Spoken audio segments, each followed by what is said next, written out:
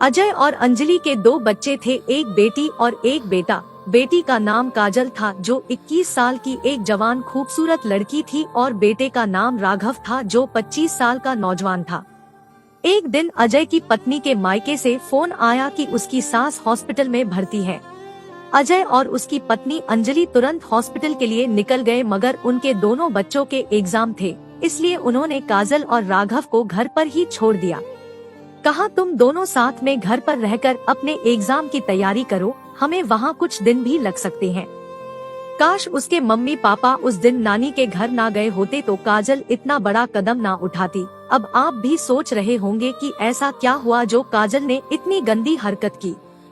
दरअसल काजल की 12वीं की परीक्षा थी और बड़ा भाई नौकरी की तैयारी में लगा हुआ था, उसका भी एग्जाम होने वाला था। माँ बाप ने दोनों को घर पर छोड़ दिया और खुद हॉस्पिटल के लिए निकल गए। अब काजल भी अपनी परीक्षा की तैयारी में व्यस्त हो गई और बड़ा भाई तो वैसे ही कमरे में घंटों अपने परीक्षा की तैयारी करता था। माँ अब घर पर नहीं थी, इसलिए काजल की ड्यूटी खाना बनाने पर लग गई। वह बड़े भाई के लिए खाना बनाकर तैयार करती।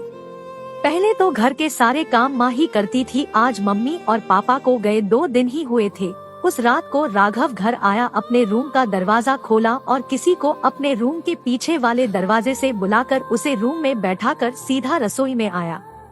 काजल अपने कमरे में बैठकर पढ़ाई कर रही थी।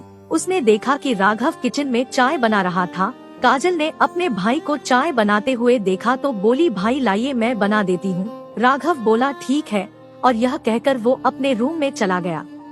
काजल ने चाय बनाकर तैयार कर दी और अपने भाई को देने के लिए उसके रूम में गई। काजल ने रूम का दरवाजा खटखटाया तो राघव ने दरवाजा खोला और चाय की प्लेट ले ली। काजल चाय देकर मुड़ ही रही थी कि मुड़ते हुए उसकी नजर अपने भाई के रूम में पड़ी। उसको ऐसा महसूस हुआ कि कमरे के अंदर कोई लड़की है। यह देखकर काजल चौंक गई। उसने राघव को कुछ महसूस नहीं होने दिया। बाद में राघव ने अपने रूम का दरवाजा बंद कर लिया। काजल को अपने भाई पर थोड़ा शक हुआ। उसने चुपके से तिरछी नजरों से कमरे में झांककर देखा, लेकिन कुछ दिखाई नहीं दे रहा था। राघव ने अपने दरवाजे की कुंडी अंदर से बंद कर ली थी।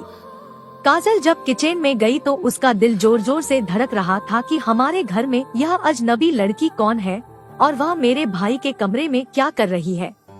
किचन भाई के कमरे के बगल में ही था, पर थोड़ी देर में ही काजल ने अपने आप को समझाया कि शायद मेरी नजरों का यह धोखा होगा। ऐसा कैसे हो सकता है कि भाई के रूम में कोई लड़की हो। काजल जितना अपने आप को समझाने की कोशिश करती उतना ही उसके दिमाग में उलझने पैदा हो जाती। काजल ने सोचा कि भाई से रूम में जाकर पूछती हूँ कि उनके कमरे में कौन है। इतने में राघव चाय के कप लेकर रसोई में आया और बोला, मैं और मेरा दोस्त पढ़ाई कर रहे हैं, तुम हमें डिस्टर्ब मत करना। काजल बोली, ठीक है भाई, मैं खाना तैयार कर देती हूँ और आपके रूम में लेकर आती हूँ। राघव बोला, नहीं मैं खुद लेने आ जाऊंगा, तुम्हें रूम में आने की जरूरत नहीं। काजल का शक अब और गहरा होता जा रहा था। काजल ने खाना बनाकर तैयार कर लिया। थोड़ी ही देर में उसका भाई खाना लेकर अपने रूम में चला गया और फिर अंदर से रूम का दरवाजा बंद कर लिया। काजल रसोई का सारा काम खत्म कर अपने रूम में जा रही थी, पर काजल के दिमाग में वह लड़की अटकी हुई थी। भाई के कमरे से गुजरते वक्त अंदर से कुछ आवाजें काजल को सुनाई दी।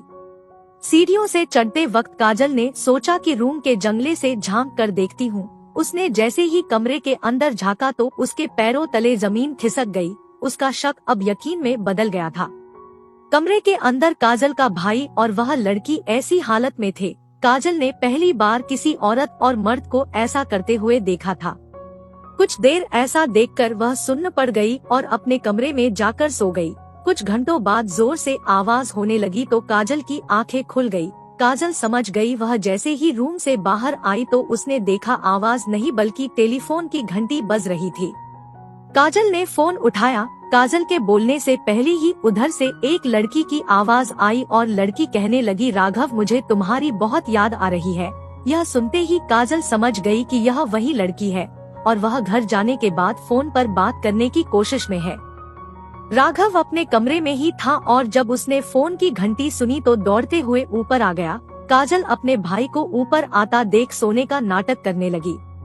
टेलीफोन काजल के कमरे में ही था और जब राघव काजल के कमरे में पहुंचा तो उसने देखा फोन कटा हुआ है और काजल सो रही है, पर काजल तो सो ही नहीं रही थी, वह तो सोने का नाटक कर रही थी।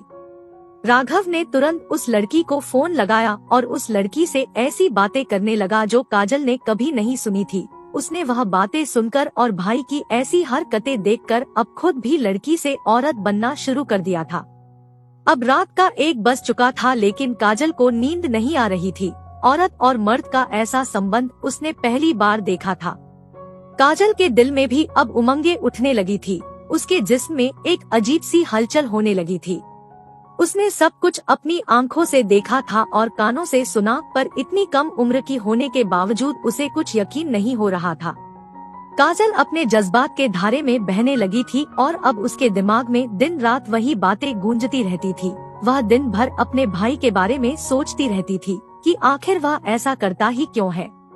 दोस्तों, आप सभी लोग तो जानते हैं कि लड़का हो या लड़की कम उम्र में बहक ही जाते हैं, और यह एक ऐसी लत है कि अगर कम उम्र में लग जाए तो वह एक ऐसे जाल में फंस जाता है जिससे उसे बाहर निकलना बहुत मुश्किल होता है।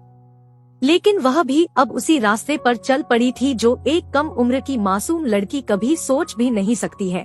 उसके भाई ने भी अपने माँ बाप के ना होने का खूब फायदा उठाया। वह रोज उस लड़की को बुलाता था और पूरी रात उसके साथ खूब मजे करता था। यह सब देखकर काजल पर भी अब उसका असर होने लगा था। काजल घर में पूरे दिन अकेले रहती थी और वह अपने दोस्तों से मैगजीन लाकर पढ़ा करती थी।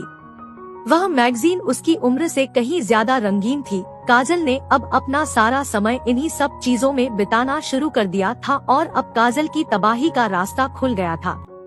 वह उम्र से ज्यादा सेहतमंद और हसीन थी। काजल को उसकी बढ़ती उम्र ने भड़का डाला और नए नए रास्ते खोजने लगी।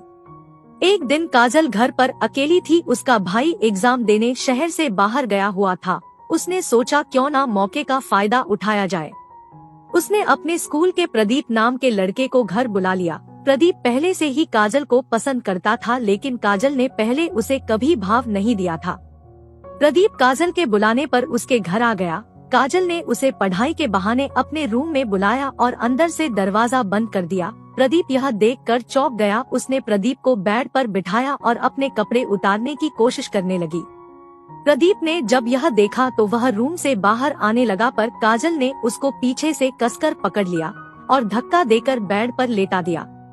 काजल की ऐसी हरकतें देखकर उसने काजल के मुंह पर 2 जोरदार थप्पड़ जड़ दिए और वहां से चला आया, क्योंकि प्रदीप ऐसा इंसान ही नहीं था जो किसी लड़की के साथ गलत करे। वह तो नेक दिल के साथ काजल से प्यार करता था। उसे नहीं पता था कि काजल इस तरह की लड़की निकलेगी। उस दिन के बाद प्रदीप ने काजल से कोई रिश्ता नहीं रखा। अगले दिन काजल के मम्मी पापा घर आ गए थे। अपने मम्मी पापा को उन्होंने कोई शक नहीं होने दिया। सब कुछ सही चल रहा था। एक दिन पड़ोस की आंटी मम्मी से मिलने घर आई तो उन्होंने बताया कि तुम्हारी गैर मौजूदगी में उनके घर एक लड़की आती थी और एक दिन एक लड़का भी आया था, और उस दिन घर में अकेली काजल बिटिया ही थी। उन पड़ोस वाली आंटी को सभी के घर के ताक झांक करने की आदत थी। उन्हें सब पता होता था कि किसके घर में कौन आ रहा है और कौन जा रहा है। यह कहकर थोड़ी देर बाद पड़ोस की आंटी चली गई। उसकी मम्मी ने काजल और राघव को अपने पास बुलाया और उन दोनों पर सवालों की झड़ी लगा दी, लेकिन दोनों कोई भी जवाब ना दे पाए और सिर झुकाए चुपचाप खड़े रहे। अंजलि समझ गई कि उनके बच्चे गलत रास्ते पर चल पड़े हैं, इसलिए उन्होंने अपने दोनों बच्चों की कुछ ही महीनों बाद शादी करा दी ताकि उनकी समाज में कोई बदनामी ना हो। दोस्तों, बच्चों पर संगति का असर बहुत जल्द पड़ता है, इसलिए हमेशा अपने बच्चों का ध्यान रखें कि वह कैसी संगति में उठते बैठते हैं।